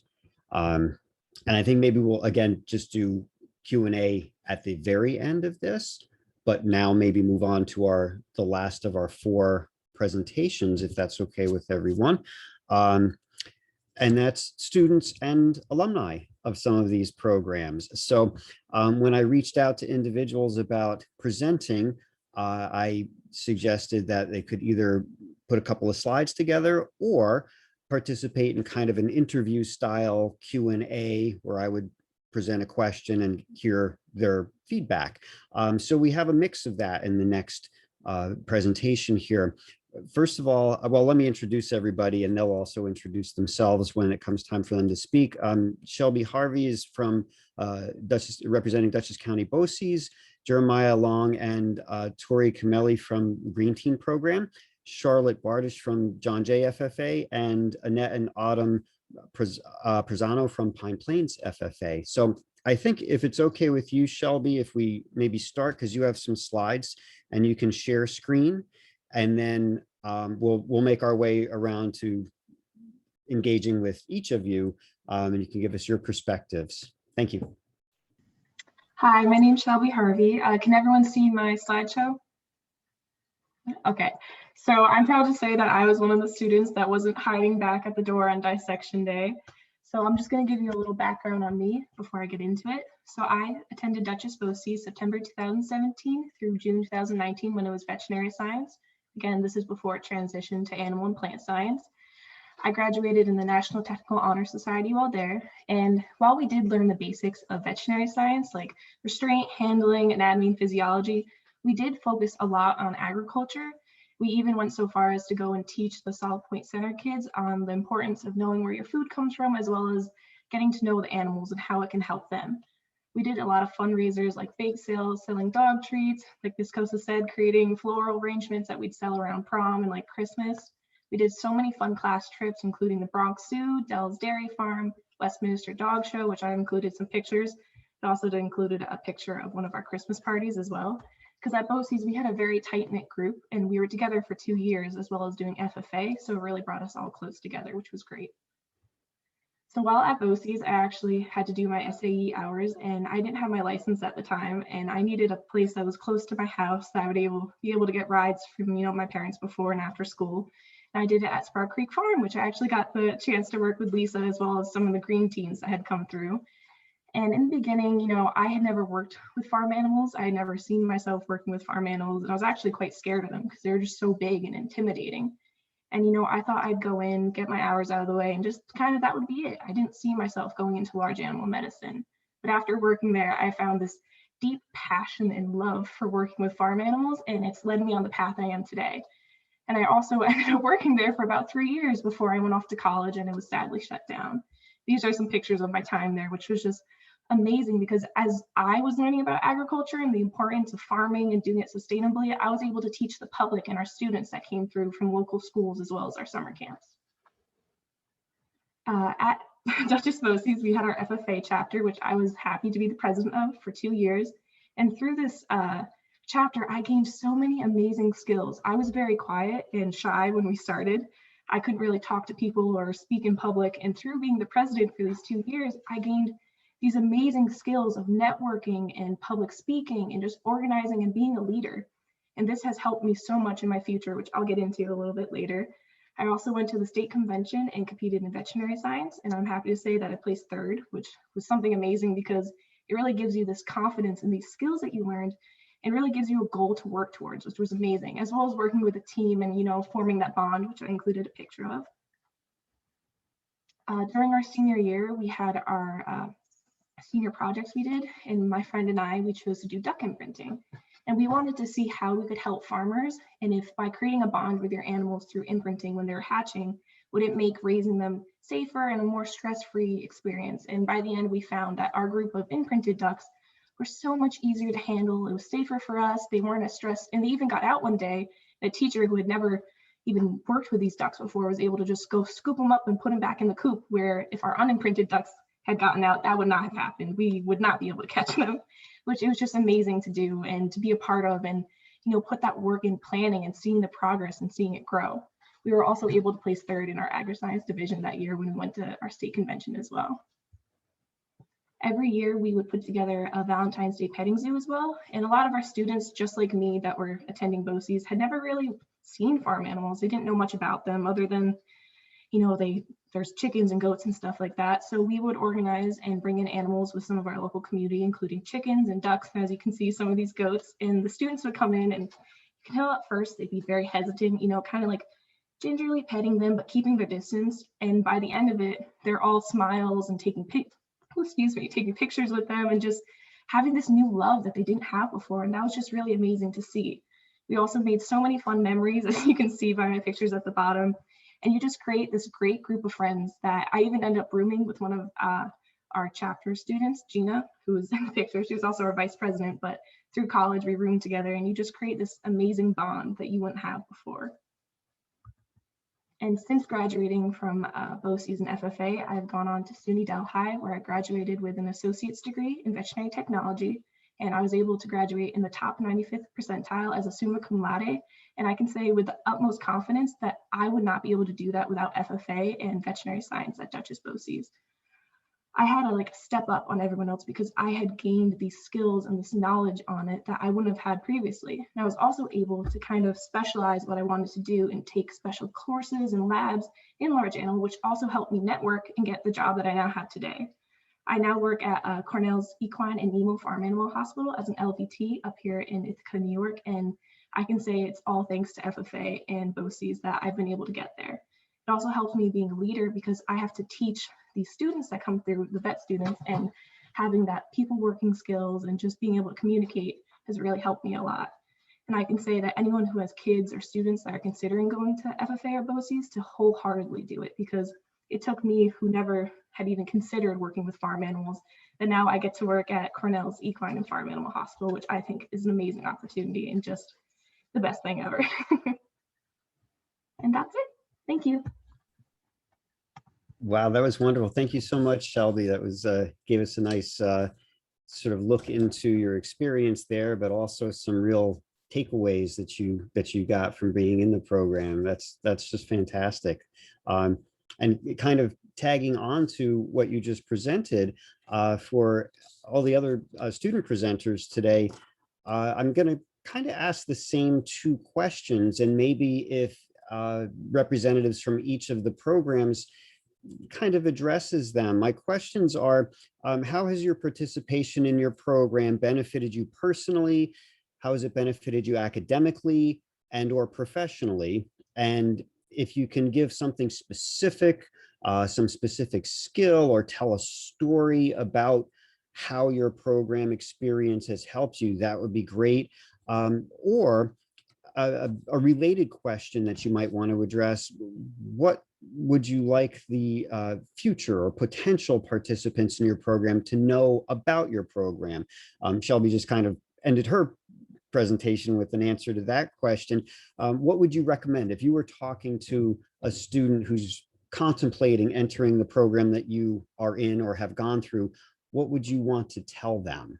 So, and we have 3 more programs represented here. So maybe if we can start with Jeremiah and Tori, if you don't mind.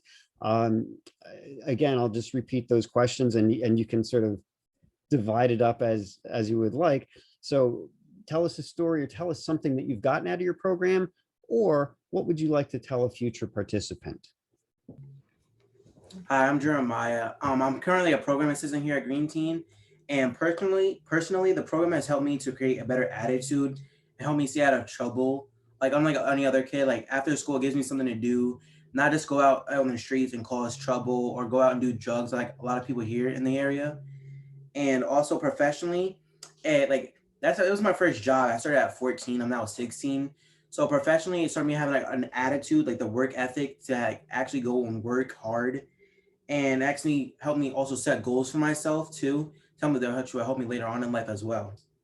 And potential Green Team participants, they should know that's like unlike any other job. Like when you go out in life, you're gonna have like any other job that you can like have fun with and smile with your friends while you're actually making money and meeting new people as well. Also, you meet so many new people here, it's crazy. Like people you wouldn't even think you'd talk to. And I recommend if you come into the program to come in with an open mindset and be ready to learn new things.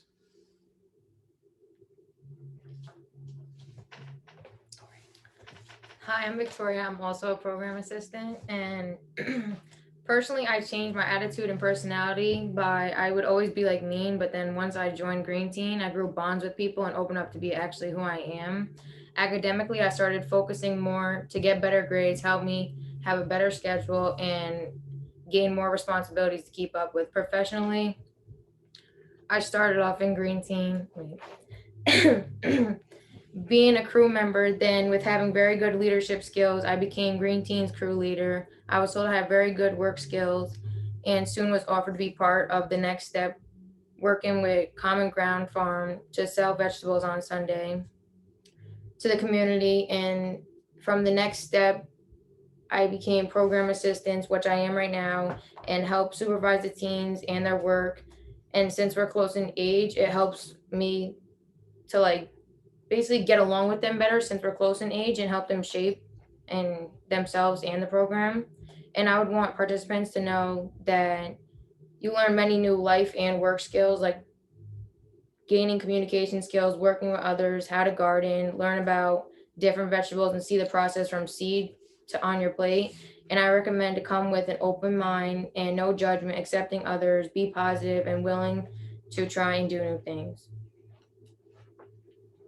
That's fantastic. So it sounds from what both of you said, you not only have you gained a lot that has benefited you personally, you also immediately have an opportunity to help other people in your community, which, you know, how often you get a chance to do that all at once. That's fantastic. Great. Thank you so much. This is a great presentation. Charlotte, I'm going to ask you kind of the same questions.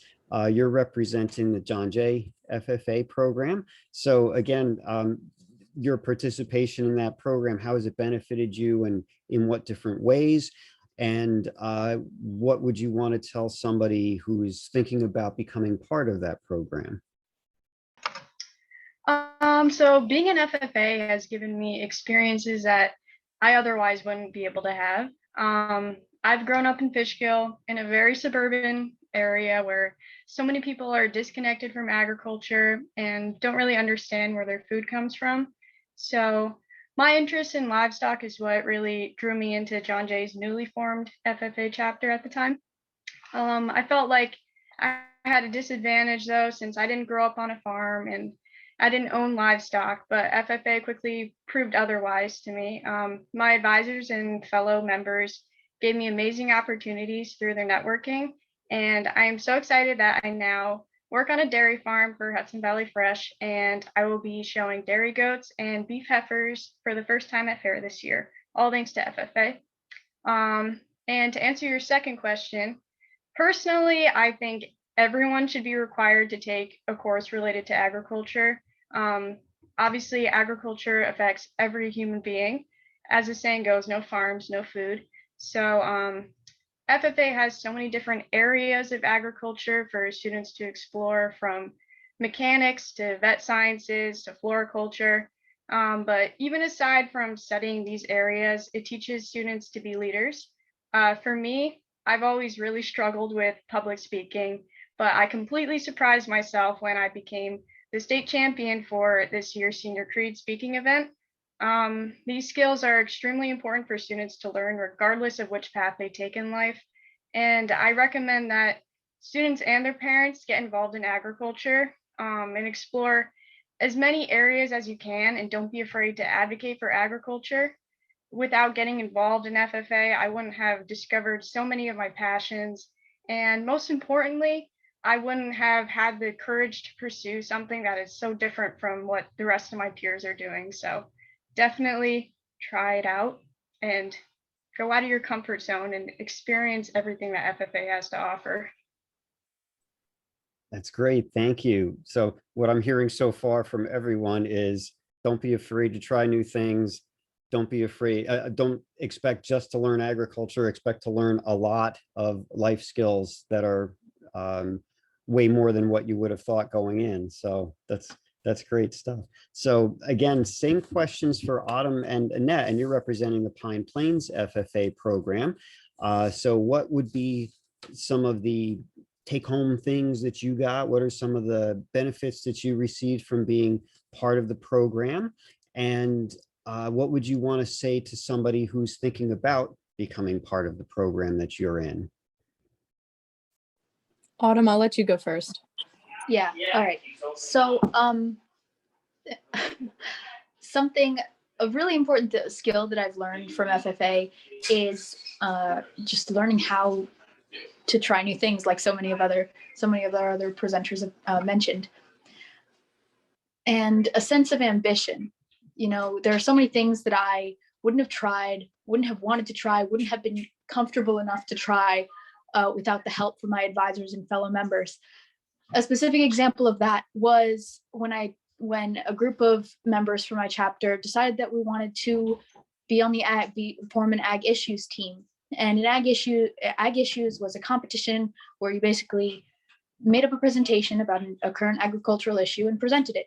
We ended up getting first in our district for that, and we're moving on to substates, but it unfortunately got canceled. I was so happy with how that competition turned out, and I would have never imagined that I would have liked it so much. And with that encouragement from my peers and even my advisor, Miss Rhodes, we were able to form that team and be successful with it. Something I would definitely tell someone who was planning on joining or becoming part of FFA is that do everything. Do anything that your schedule allows, do anything that your time allows, because you'll never really get this full FFA experience again after high school. So it's really important to try new things. Annette? All right, so I'm going to tell a little bit of a story because I have had a great opportunity in FFA. So I started my FFA journey in 6th grade. Our chapter the Pine Plains chapter. It was fairly small when I joined. It was just, me being a 6th grader and then maybe a few other high school members. And then there were a group of 4 seniors. So I remember being a very intimidated 6th grader. And so I remember talking to all my friends and I was like, yeah, you should join FFA. It's this really cool thing. We meet and then sometimes we eat ice cream. And that's all I kind of knew about it. And so through me and my peers, our chapter has actually grown quite a bit. We had up to 50 members last year. Sadly, COVID kind of put a wrench in our plan and our numbers are dwindling a little bit, but we're still slowly steadily increasing our membership. So through FFA, I have actually had the opportunity to become district president of District 2 in the FFA this year. And I'm going into my senior year, so I have big plans for not only myself in the field of agriculture, but for District 2 as a whole. And so I've gained a great knowledge between the balance of school and being a large part of District 2 agriculture. And I just want to let other people know that since FFA is both in school as a class and out of school with trips and other meetings and such like that, it's a great balance in life because you can spread agriculture all across your day. And it doesn't ever really, to me at least, doesn't ever really get boring because there is such a broad spectrum of things that you can learn about. I always joke with people. I say, yeah, you can go be a dairy farmer. You can go work with the livestock animals, or you could go work with Johnson & Johnson and make a new shampoo fragrance. That is all agriculture. So it's important to me that people know that agriculture is not only, animals and fields, but it's also lab work and testing new products that are very important. So that is how FFA has benefited me personally. And in the future, I'd like to go become an ag teacher. So I'm very happy to say that I will be continuing ag education in my future plans. The biggest recommendation that I can give anyone is that if you want to know anything, ask someone. Do not be afraid to ask questions, because majority of people who are in agriculture love to talk about it. They love to talk your ear off, and they'll continue until you tell them to stop. So me personally, I know that I raised dairy goats, and my sister raises a beef cow. We've also raised chickens since I was, 3 years old, and we recently raised pigs since my brother was probably like 7 years old. So a few years. And we are just fully immersed in agriculture, and I honestly couldn't say that it's a bad thing. We are always involved in agriculture, and so a lot of people here don't have that opportunity every day. And so I want to bring that to them by bringing it through FFA and letting them know that people will be around to teach them about agriculture. I want them to know that they have that security of being able to ask questions if they're not sure, because if you don't know, you won't learn. And if you're not willing to listen, then, then we have a problem. But more people are willing to listen about agriculture because it is such a big industry in the United States. Thank you. That's Annette, fantastic. I don't know if you noticed in the chat, there was a question for you. Yes, in the chat, there's a question, Annette. As president, what are some of your hopes and plans for District 2? That is a great question. So I plan on this year not only leading the typical winter weekend that District 2 goes up to Camp Oswegatchie in Krogan, New York. I plan on leading different workshops and basic events, not events, but basic learning opportunities for members of District 2 who go to that. I'm also planning on possibly opening up an Ag Olympics, which it's a very big project to start, but I'm in the works now of trying to get our district together more, especially because there are some districts like Tri-Valley and Cobleskill-Richmondville that are not districts, chapters that are farther away from us, and we don't usually get to talk to them very often. So I am trying to integrate at least more communication between everybody, because especially with COVID, we haven't been able to meet in person for the past 2 years, and I feel like everybody's a little bit disconnected.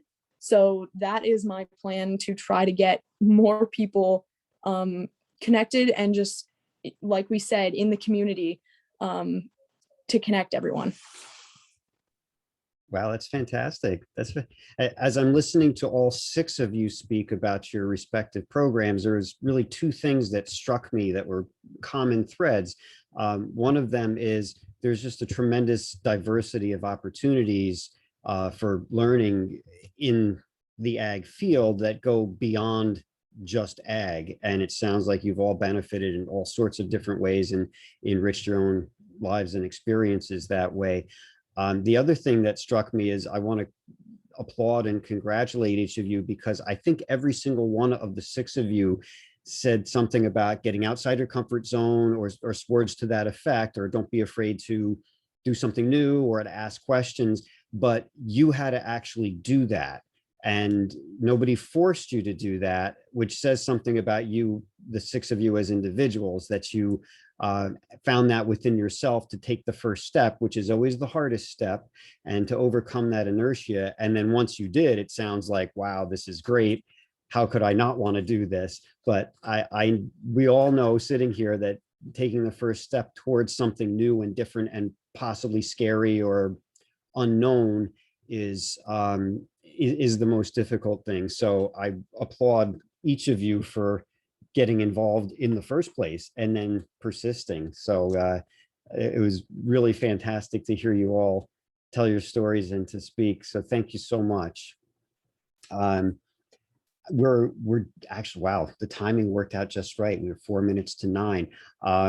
So I know there's one other question in the chat, but if I could just share my screen real quickly here, just go back to my little quick PowerPoint that I had, and I'm gonna go forward to thank yous, because I don't want to forget these, and it's absolutely essential that everybody gets the thank you that they deserve. Hopefully, I don't know if my right slide is on here. I have 2 screens and I'm confused. Anyway, I want to thank, first of all, the committee that brought this presentation together, which is Shelby Frank from Dutchess County Planning and Development, Jen Fimble, Dutchess County Ag Navigator, Stephanie Radin from Dutchess County Cornell Cooperative Extension, Deanna Mancuso from Lucky Orphans Horse Rescue, Lisa Baker from Old Adrian's Farm and Heroic Foods, and the Dutchess County Ag Advisory Committee. Thanks to all of them. And most importantly, to all of the presenters tonight. I'm just so grateful that you all spent the time and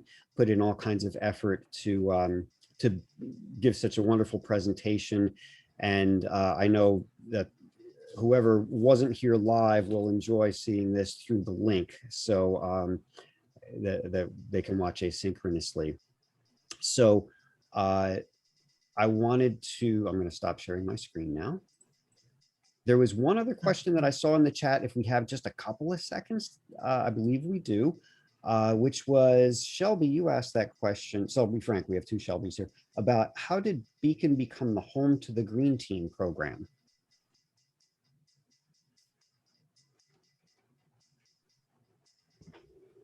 Hey, so Green Teen was originally started in Poughkeepsie in 2002 with a grant from the Division of Criminal Justice Service as a juvenile justice violence prevention grant. And so a couple years later, the funding came available again, but it wasn't, you couldn't use it for the same, like it was to start a whole new site. So you couldn't use it for the same site. So then the other area in Dutchess County that was eligible was in Beacon. So it was started in Beacon, and then since then there's just been more funding that has come about, available. And in 2009, actually, the county had funding cuts and the site in Poughkeepsie was closed. And but we've been operating in Beacon since then. So we've been around here since 2004. I hope that makes sense. Thank you. May I just ask a follow-up question? I was just wondering, do you know, are there any plans to potentially continue the program in Poughkeepsie as funding allows? To reopen it? To reopen, yep. I mean, I think the idea is often put out there and that it's something that I've heard on and off for years. And I think that Poughkeepsie would be a great place to do it. And I think that, I want to be like, yeah, it should happen. And I know there's like bits and pieces of projects starting there, but nothing is concrete and there's no, yeah, it's opening tomorrow. I can't, there's nothing. I'll see if I can advocate for that. Keep you posted. Cool. Thanks. Yeah. Let us know when we'll help. That would be great. Thank you. I know we only have a minute left before 9 o'clock. So I probably shouldn't invite more question and answer, although I could listen to all of you talk all night. But I know everyone has each other's contact info, and also we'll get a link to, Jen, correct me if I'm wrong, we'll get a link to be able to access the recording of this presentation. Yes. So I pull all the email addresses together. I get the video together, ship it to Shelby. She gets it up on the website for Dutchess County Planning, make sure that they all do that. So that, and then everybody gets the link to that piece of it. So yes.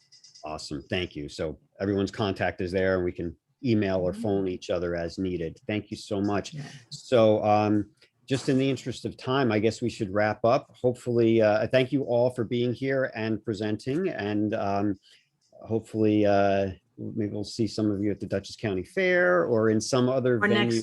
Next week, August 3rd for the local foods virtual forum, and it's on the same website. For if you type in Dutchess Farming virtual program forums, it'll come up and you can get right to the website if you're interested. It's next Tuesday, the August 3rd. And then the following Wednesday, we're doing, it's Land Under Pressure.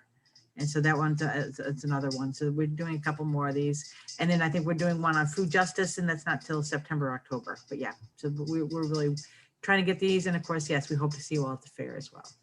All great Thank you. topics. Thank you, Mark, for being a Always great great. moderator. Thank you, Mark. Jen. Thank you, all. everyone. Great to see you. Take Thank you, care. everyone. Bye. Good night.